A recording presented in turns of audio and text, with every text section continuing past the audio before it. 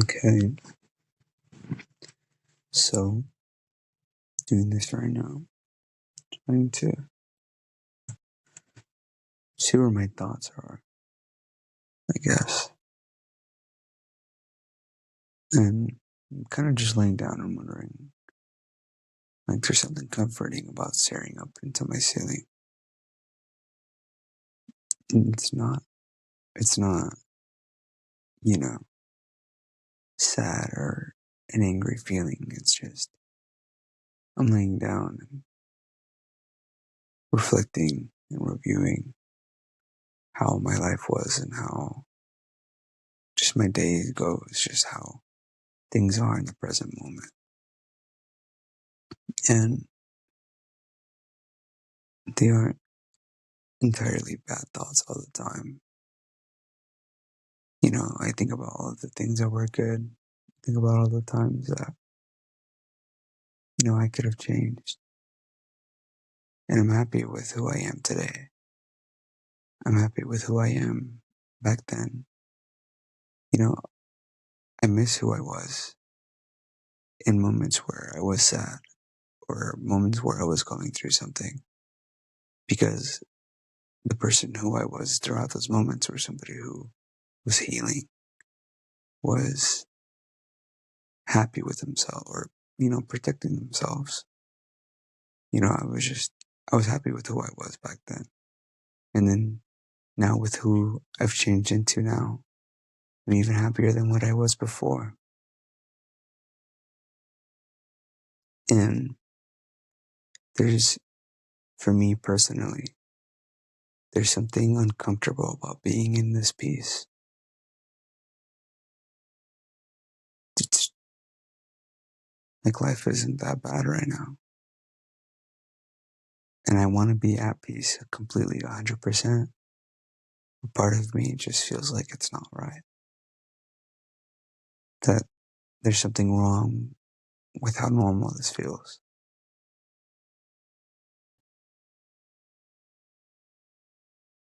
Not only that, too, I think about the moments where I kind of post these and I realize that there isn't anybody listening to them. And it isn't for other people. Like, I make these not knowing if anybody's going to listen to them or not, or if somebody's going to hear them one day. We look back at all these artists like Vincent van Gogh, a man who was depressed, who believed he was worth nothing, to eventually after his death, he is one of the best artists in the world. And it's kind of sad to know that he will never know that. He won't know how great he is. But his history is still lived on. And his art is still studied. And sometimes I wonder if I'll be great now or if I'll be great in time past. Like if when the time passes. There's this book, I think his name is Kovetsky, the man in the underground who had a feud with a police officer. And they were kind of walking towards each other, the man and the officer. The officer didn't say a word to the man and bumped him and didn't say a word. And this tormented this man, like that moment tormented this man for around 2 years, plotting and wanting to befriend him. He was angry at him.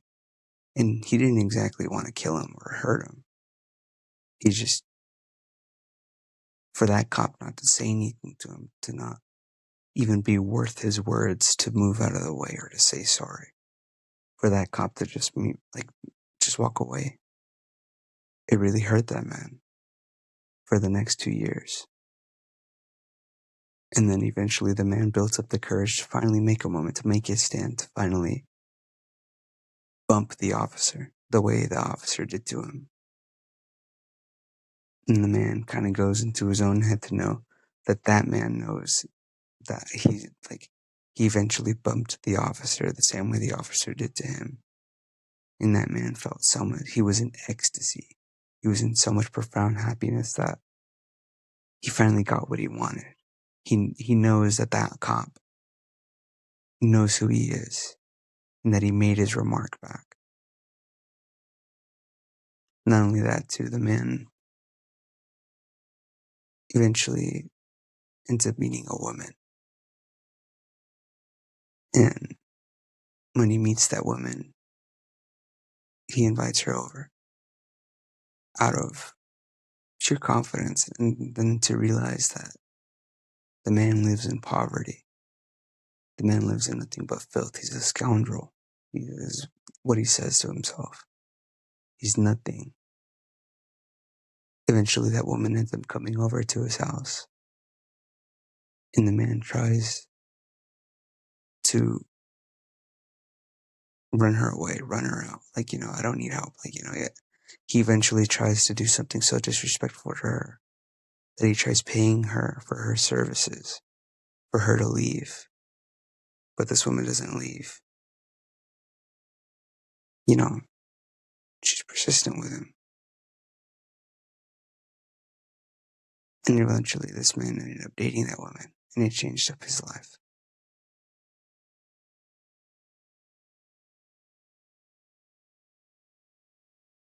And sometimes I think about if,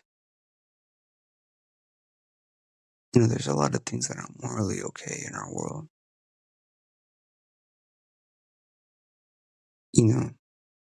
Ford, around 1930s or around 1950s, Ford Pinto had their fuel gauge on the back of their car.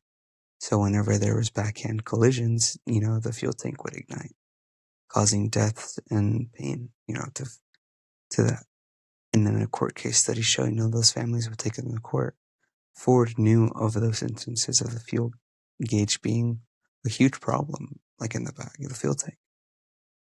And they put it around the cost amount, like what is that word?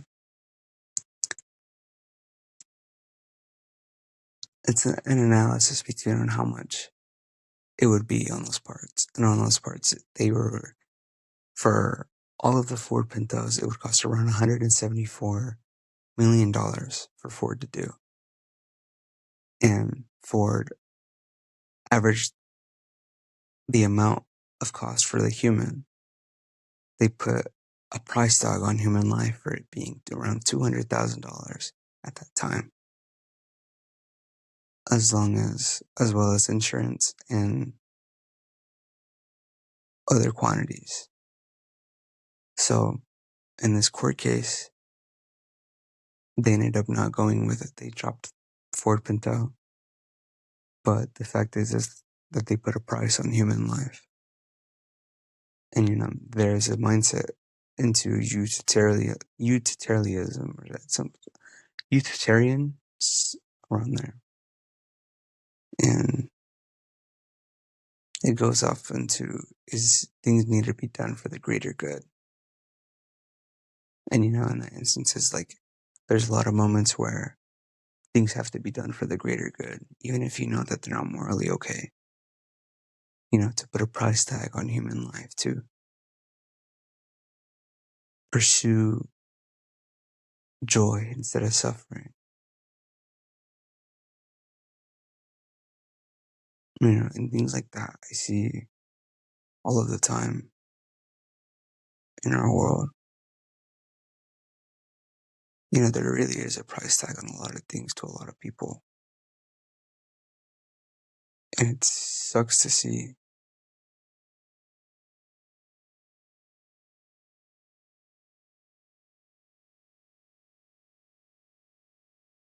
Sometimes I wish this world was greater than what it thinks it is.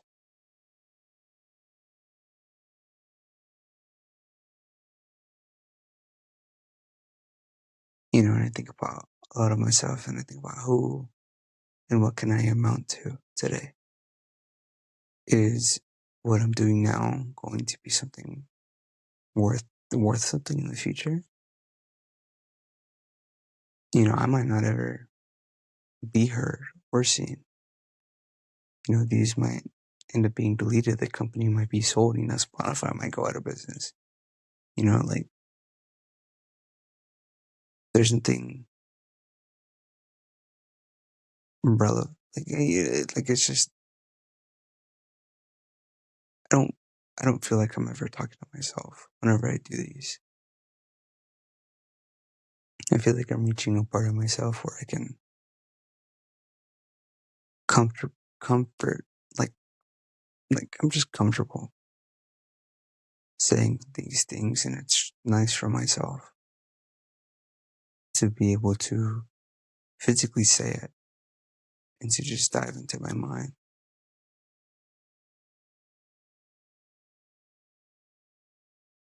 And I don't know. I think about life right now, and I think about how great it is. I think about all the moments and little things that just happen in my day-to-day life. Being grateful for something that a lot of people overlook or don't even look at all.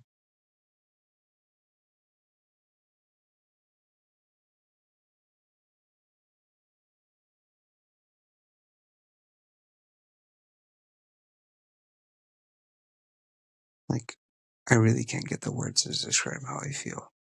But it's definitely just something that's just relaxing.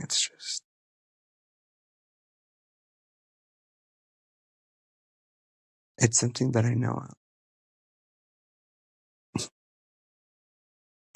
I guess the best way to put it, I think about who I was when I was younger. And I think about them all the time. And I think they would be proud of me.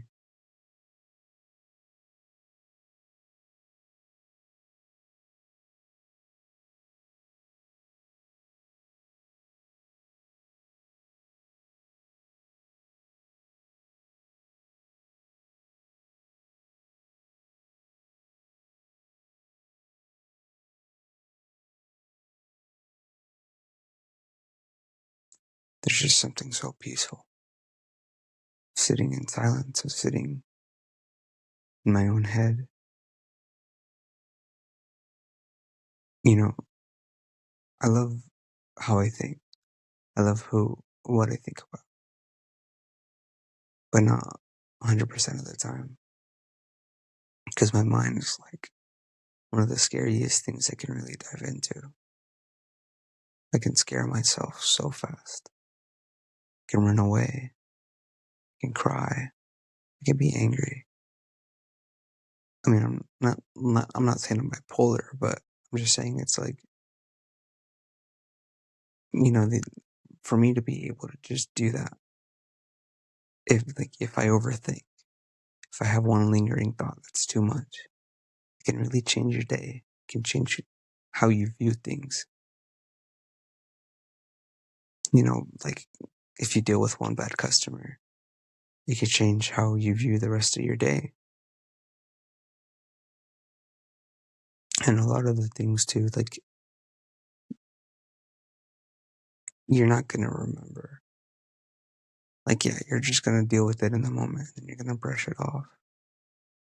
But then a lot of people hold on to feelings that the other person probably don't even get, like the other person probably doesn't even care about. Or they probably just don't have it on their mind like that.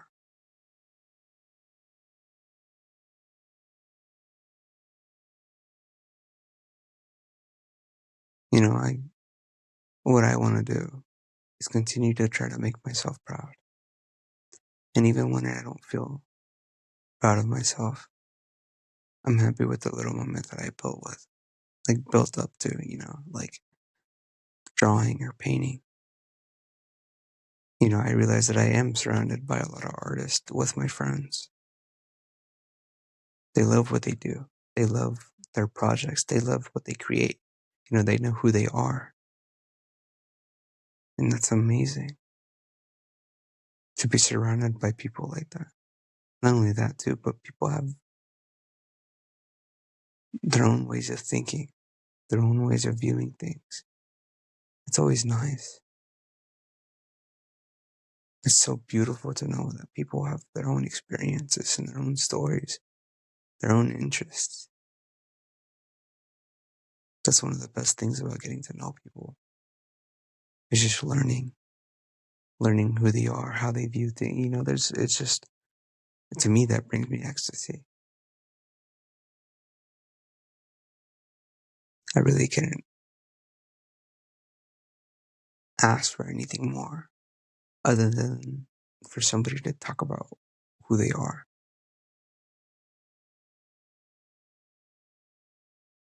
Like, I like, everybody likes talking about who they are and their experiences with things. And that's normal. It can be, there's a point where it's too much and then you're humble, or, like you're just in between, I guess, if that made sense.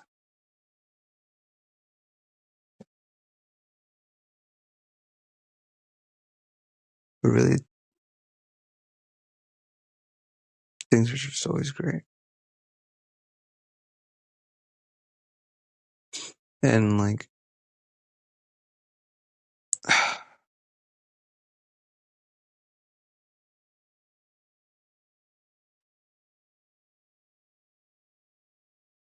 it's just,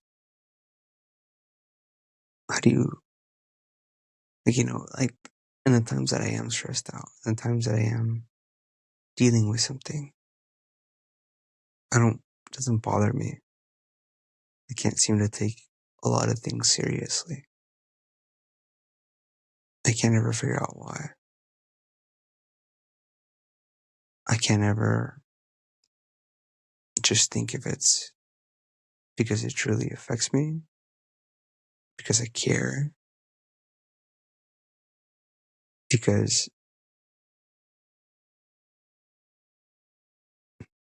I don't know. What other things can I say other than that?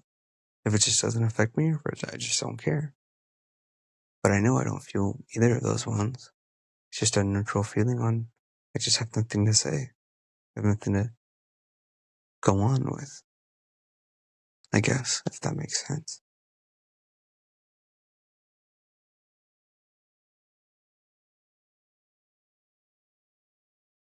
Everything is just so amazing. It's just,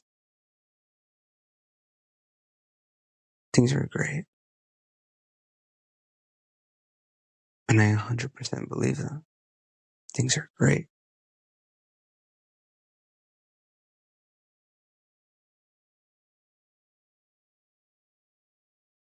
It's normal to look back on things. It's normal. But if you continue to look back on things and continue to want those feelings again, then I think that's when it starts to become a problem. I still continue to think about if going into psychology is really what I want to do. Or, I like psychology and I like learning about it. I would want to be a psychiatrist because sometimes people really do have mental illnesses. Sometimes people are really wired differently. And even that too. People who deal with those things are more human than we are. There's a moment of sadness that I feel for them because I feel, imagine being trapped in your own head and people see you as crazy. And yeah, there are people who are genuinely, I wouldn't say crazy, but I would say they're dealing with a disorder.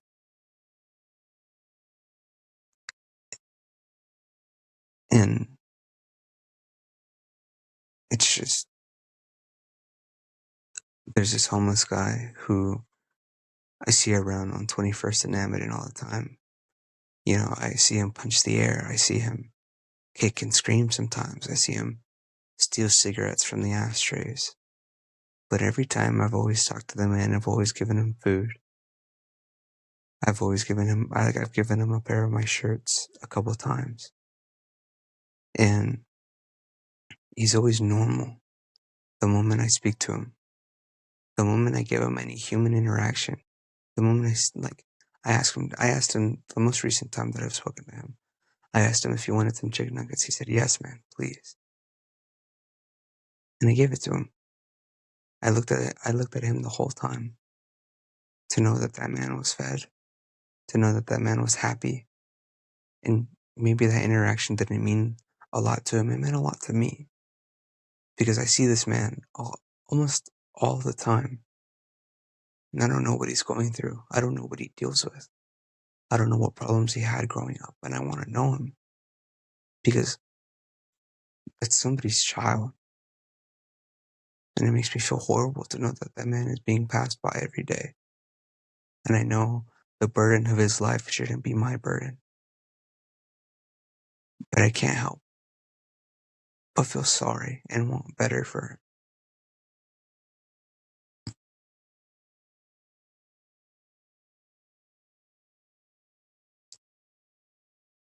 There was another man who is covered in tattoos.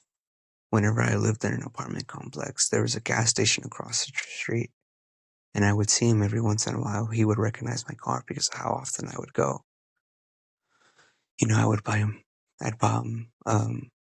He bought a Big Mama sausage one day, and I bought him a drink. He was like, "Thank you, man." And then I eventually asked him, like, what's going on? He told me he's not from here. He's from California. And I told him about, staffing agencies that would hire him here for a job. He said he didn't have his birth certificate or his social. And then I didn't see him for around a year and a half. And then eventually saw this man at Wendy's when I was waiting for my food. They told me to go pull up a front. I saw him. And, he looked better. He didn't look as messed up as I saw him at that gas station. He had a bicycle. He had a backpack. He was slightly more well groomed. And funny enough, he asked me if I had any weed on me. And I was like, no, I don't. And I asked him how it was going with everything. And he told me that he ended up getting his birth certificate, I think, or his social security. I wouldn't be able to tell you off the top of my head, but he got one of those.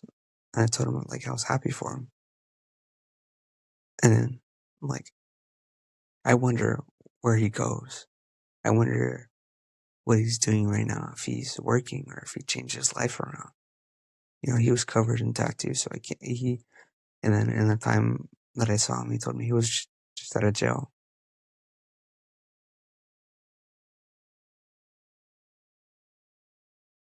And I'm wondering if he's okay.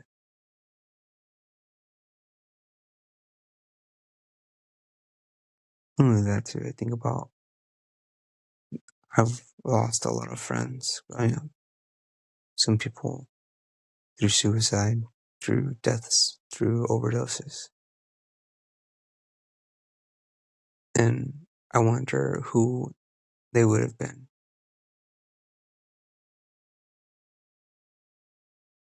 I think about all of the interactions that I had with him. Absolutely every single one.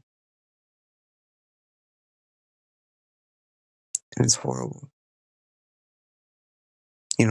I'm trying not to tear up because it's like the loss of somebody. And it's not even that they're remotely close to me. Like, I was friends with them. I did talk to them for a while, but to know that they won't experience anything anymore is just heartbreaking. And yeah, what they were going through is the pain was probably greater than anything else. And that's saddening.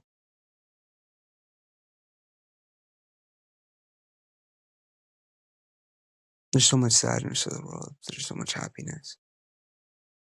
There's so much things that are morally okay and morally objectified. I think about what world peace would look like. Think about if we'd ever have anything. There's so much things that we've been dealing with just since we started as a planet. We have different values and different looks, different politics, different religions.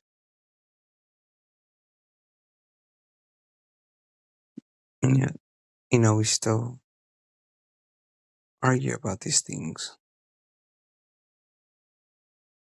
300,000 years later.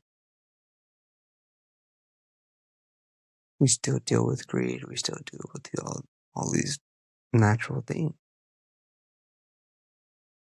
And I wonder if we're ever going to get to a point where we just stop.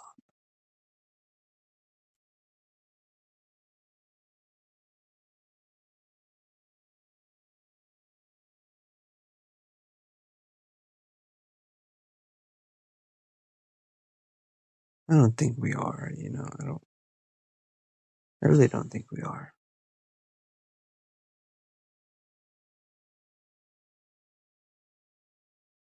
But I have to get to work in a couple hours. Just kind of wanted to make this to let my mind run. So to whoever finds this from then to now, thank you. I hope you have a good day or a good night. Goodbye.